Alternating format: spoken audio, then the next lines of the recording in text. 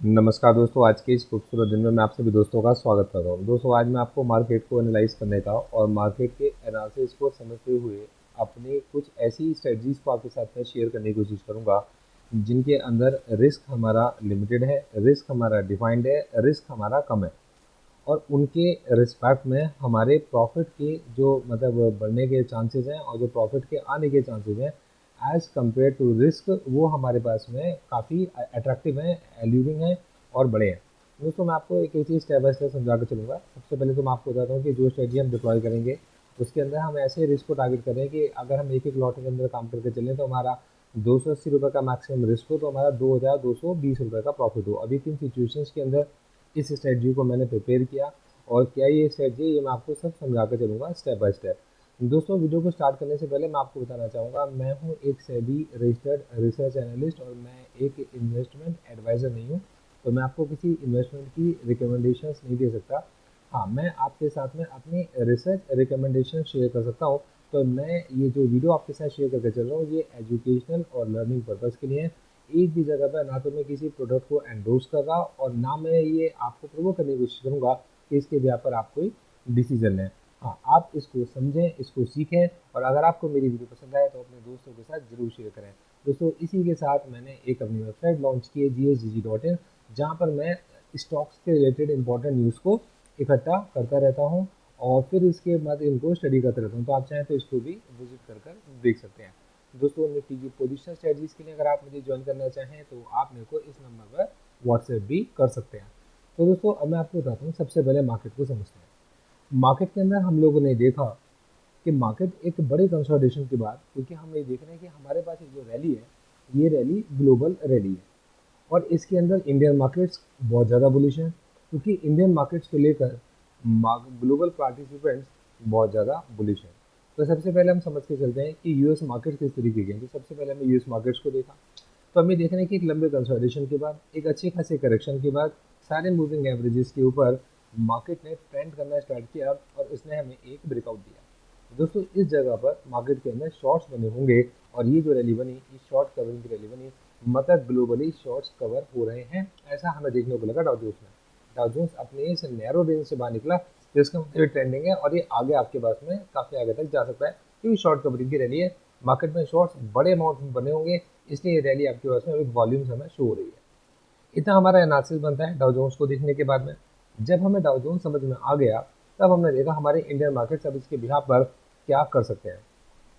तो दोस्तों, हम लोगों ने देखा कि हमारे पास मार्केट ऊपर तो जा रहा है मगर ऊपर जाते समय का उसका जो थ्रस्ट है वो उतना ज़्यादा नहीं है, मतलब कहीं ना कहीं हमारे को सेल की सिग्नल्स मिल रहे हैं। तो कहने का मतलब निकल के आता है कि मार्केट ग्लोबल सिनेरियोज को समझते हुए ऊपर खुल तो सकता है, मगर आपके पास में कहीं ना कहीं हमारे को जो एक्सपायरी है वो 600 से 700 की रेंज के बीच में देखने को मिल सकती है। मतलब जो इसको देख के लग रहा है कि मार्केट अगर नीचे की तरफ आएगा तो लोग उसके अंदर बुलिश पोजीशन बनाने की कोशिश करेंगे, क्योंकि फियर ऑफ मिसिंग आउट सबके अंदर रहता है। और दोस्तों, मार्केट अगर ऊपर की तरफ जाएगा तो जैसे पीछे भी हम लोगों ने देखा कि मार्केट में स्लो स्लो लेवल पर करके, मतलब मार्केट में कुछ ना कुछ प्रॉफिट बुकिंग आ रही है, पार्शियल प्रॉफिट बुकिंग की आ रही है। तो मार्केट अगर ऊपर के लेवल पर भी जाएगा तो अभी प्रॉफिट बुकिंग आएगी, तो कहीं ना कहीं हमारे दिमाग में एक रेंज बनी क्या मार्केट की जो करंट एक्सपायरी है वो 24,700 के पास, और अगर नीचे की तरफ तो 24,600 के पास में हो सकती है। इस चीज़ को हम लोगों ने अपने दिमाग के अंदर रखा और इस चीज़ को हम लोग एनालाइज कर गए हैं अपने मतलब मार्केट को, मार्केट खत्म होने से पहले, मतलब वेडनेसडे को। दोस्तों, ये वीडियो मैं आपके साथ बनाकर चल रहा हूँ सुबह 8:14 पर 18 तारीख को। 17 तारीख की मार्केट में छुट्टी थी और 16 तारीख को हम लोग इसको स्टडी करके गए थे और ये वीडियो आपके पास संडे आएगी। क्यों? क्योंकि इसको देखकर मैं ये मतलब किसी तरीके की कोई इसको बाय सेल की रिकमेंडेशन ना समझ ले, इसलिए इस वीडियो को मैं आपके साथ सैटरडे या संडे में शेयर करके चलूँगा। तो दोस्तों, अब इसको ना समझ के चलिएगा स्ट्रेटजी को, स्ट्रेटजी क्या बनेगी। तो मतलब पहले तो मुझे समझ में आ गया कि मैंने ये रेंज क्यों, स्ट्रेटजी क्यों बनाई। तो सबसे पहले मैंने इस चीज़ को समझा कि मेरे को एक अपना एक व्यू बनाना पड़ेगा कि मार्केट की एक्सपायरी हो कहाँ पड़ सकती है और उसके अंदर मेरे को मास्टरी हासिल करनी पड़ेगी, मतलब उसमें मेरे को एक्यूरेसी लानी पड़ेगी। तो मैं इस चीज़ को देख के चलूँगा।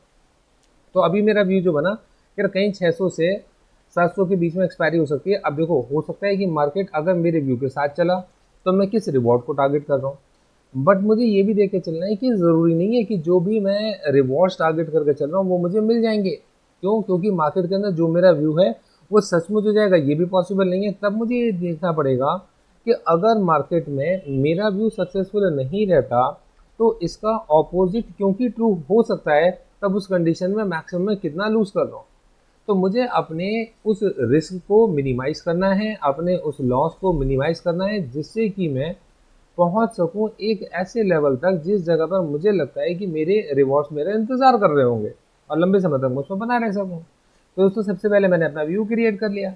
अब व्यू क्रिएट करने के बाद मैं आपको स्टेप बाय स्टेप समझाऊंगा मैंने क्या किया और कैसे कैसे किया। तो देखो सबसे पहले दोस्तों मैंने क्या करा कि एक 24,600 की कॉल को खरीदा, बाय किया। तकरीबन ये 78 रुपीज़ पर बाय है। और 51 रुपये की मैंने एक कॉल को जो कि 650 की स्ट्राइक की थी मैंने उसको बेच दिया।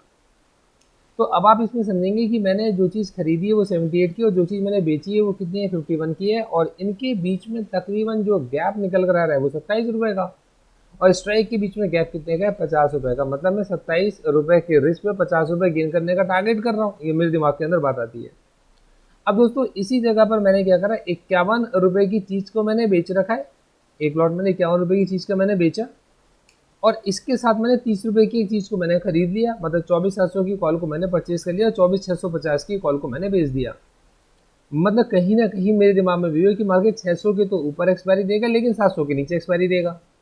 तो 600 के ऊपर और 700 के नीचे की जो एक्सपायरी है इसके अंदर एक तो मैंने बनाई है आपके पास में अपनी, देखिए, डेबिट स्प्रेड। डेबिट क्यों, क्योंकि मैंने महंगी खरीदी है और सस्ती बेची है, ये सोचते हुए कि 600 के अंदर 600 की ऊपर की जो भी वैल्यू वो तो मुझे पूरी पूरी मिलेगी। और इस जगह पर ये जो 650 रुपये का पे की जो स्ट्राइक है इसके 51 रुपये मेरे को पूरे प्रीमियम खाने का मौका मिलेगा।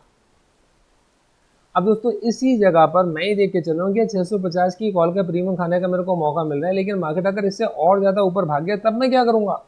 तब उस कंडीशन में मैंने एक 30 रुपये की एक कॉल पे 30 रुपये की वैल्यू डेबिट कर रखा, मैंने 24,700 की कॉल को मैंने बाय भी कर रखा है। तो इस जगह पर भी मैं तकरीबन 20 रुपये का इसमें रिस्क में यहाँ पर उठा के चल रहा हूँ। और 20 और 50 मतलब 30 रुपये का रिस्क में इसके अंदर उठा के चल रहा हूँ।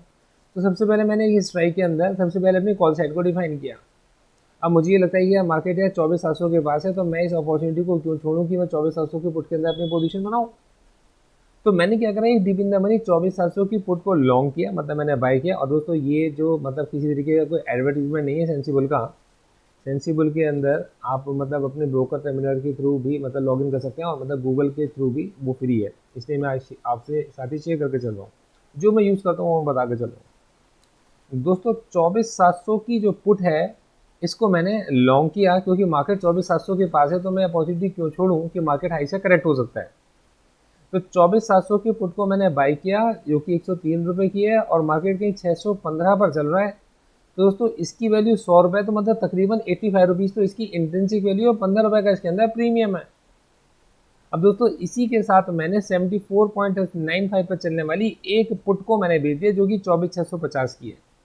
तो 24,650 की पहले मैंने एक पुट को बेचा है। ध्यान समझिएगा, मैं एक एक चीज़ स्टेप बाय स्टेप बता रहा हूँ क्योंकि इसी स्टेप्स में इसको एग्जीक्यूट किया जाना चाहिए। दोस्तों सबसे पहले हमें 24,600 की एक कॉल को खरीद के 24,650 की एक कॉल को बेचना है। फिर क्योंकि मैंने आपको रीजंस बताए हैं, फिर मैं आपके में 24,700 की कॉल खरीद के 24,650 की एक कॉल बेच रहा हूँ। इन द सेम वे मैं 24,700 की एक पुट को बाय कर रहा हूँ और बाय करने के साथ में 24,700 की पुट को बेच रहा हूँ, 650 की पुट को बेच रहा हूँ। इससे है क्या कि मैं 50 पॉइंट के अंदर 25 पॉइंट के तकरीबन का रिस्क लेके चल रहा हूँ। तो 25 पॉइंट के रिस्क पर मैं 50 पॉइंट को टारगेट करके चल रहा हूँ, मतलब 1:2। अब इसको और ज़्यादा अपने चांसेस बढ़ाने के लिए, मतलब और रिस्क को मिनिमाइज करने के लिए मैंने एक 24,650 की पुट को और, क्योंकि मतलब मेरा व्यू मार्केट को लेकर ऐसा है कि अब मार्केट ऊपर तो खुलेगा लेकिन वहाँ से करेक्शन आ सकती है और मार्केट नीचे से आपके पास में नीचे ज़्यादा आएगा तो उस पर मार्केट में मार्केट की एक अच्छी सपोर्ट है और लोग वहाँ पर बाय करने के लिए बैठे होंगे। तो अपने इस व्यू को ध्यान में रखते हुए, इस व्यू को समझते हुए मैंने 24,650 की एक पुट को बेचा है और उसके साथ मैंने 24,600 की एक पुट को खरीदा है। करा कैसे होगा, मैंने 24,700 की एक पुट को बाय करने के बाद 24,650 की एक पुट को बेचा है और दोस्तों मैंने 24,600 की पुट को बाय करने के बाद मैंने 24,650 की पुट को बेचा है। देखो दोस्तों ये एक वर्चुअल ट्रेड है और मतलब किसी तरीके से आपको फिर बताऊंगा कि जरूरी नहीं है कि मार्केट में एग्जैक्टली मैंने ये पोजीशन अपनी बनाई होगी, मेरी पोजीशन कोई और भी हो सकती है। तो दोस्तों ये मैं आपको सिखा रहा हूँ, ये स्ट्रेटजी समझा रहा हूँ मार्केट को समझते हुए। अब इस स्ट्रेटजी को डिप्लॉय अगर मैं करने के लिए जा रहा हूँ तो इससे ये होगा कि अगर मैं इसी ऑर्डर में, जिस ऑर्डर में मैंने आपको बताया है अगर मैं इस स्ट्रेटजी को एग्जीक्यूट करने के लिए जाऊंगा तो तकरीबन 60,000 के अप्रॉक्स मेरे को फंड्स की रिक्वायरमेंट होगी, जिसमें मेरा पैसा जो ब्लॉक होगा वो 50,000 होगा, तकरीबन तकरीबन 50,000 ब्लॉक होगा। 10,000 रुपये मैंने उठा के अलग से रख रखे हैं कि मार्केट की वोलेटिलिटी के अंदर कोई ऐसा ना हो कि मार्केट में कोई मेरा ऑर्डर मतलब ना किसी वजह से ब्रोकर कैंसिल आउट करते या मेरे को मार्जिन शॉर्ट की पेनल्टी लग जाए, तो मैं एक पीक मार्जिन को ध्यान में रखते हुए 10,000 मैं इसमें एक्स्ट्रा लेके चलूँ, मतलब 60,000 रुपये की इसके अंदर इस स्ट्रेटजी को डिप्लॉय करने के लिए मेरे को कैपिटल की रिक्वायरमेंट है। अब अगर मार्केट मेरे फेवर में जाएगा और मेरे को एक्सपायरी एग्जैक्ट ऐसे ही मिलता है कि 700 के नीचे और 600 के ऊपर अगर मिल जाती है, तो देखिए 600 के ऊपर और 700 के नीचे अगर मेरे को एक्सपायरी मिल जाती है, तो देखिए आप यहाँ पे देख रहे होंगे 24 आपके पास में जो लेवल है 24,590 का, मतलब 24,600 का हमारे पास में लेवल है। 24,600 से लेकर 24,700 के बीच में अगर मेरे को एक्सपायरी मिल जाती है, तो उस जगह पर चांसेस हैं कि एक जगह पर मेरा प्रॉफिट अप टू 20 तक हो सकता है, मतलब 2,220 रुपये तक का प्रॉफिट मेरे को गेन हो सकता है। लेकिन अगर इसका उल्टा हुआ, मतलब मान लो कि मार्केट में ऐसा ट्रू है जो मैं सोच रहा हूँ ऐसा नहीं हो पाया, तो हायर साइड में मार्केट के अंदर जो मेरा लॉस होगा वो कितने का होगा, 280 रुपये का होगा।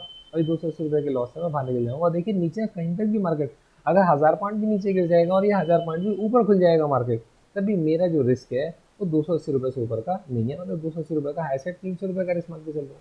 बाकी ब्रोकरेज और टैक्स में उसमें कैलकुलेट नहीं कर रहा हूँ, तो तकरीबन ये रहेगा। तो दोस्तों इस तरीके से सबसे पहले मार्केट की स्टडी करते हुए मार्केट के अंदर जब कभी ऐसी कोई सिचुएशंस बनती हो तो मार्केट में इस तरीके की स्ट्रेटजीज को मैं मतलब प्रेफर करता हूँ। अब दोस्तों आप इसको किस तरीके से आप समझ पाए और आपके इसके बारे में क्या व्यू है, ये आप मुझे कमेंट बॉक्स में ज़रूर बता कर जाइएगा।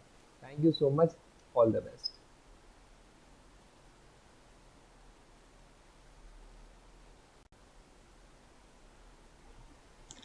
In securities market are subject to market risk. Read all the related documents carefully before investing. The securities quoted are for illustration only and are not recommendatory. Registration granted by SEBI, membership of BASL in case of investment advisors, and certification from NISM in no way guarantee performance of the intermediary or provide any assurance of returns to investors. All disclaimers can be read on gauravsir.in. आप सभी disclaimers को gauravsir.in website पर read कर सकते हैं। Thank you so much, आगे बढ़ते हैं। All the best.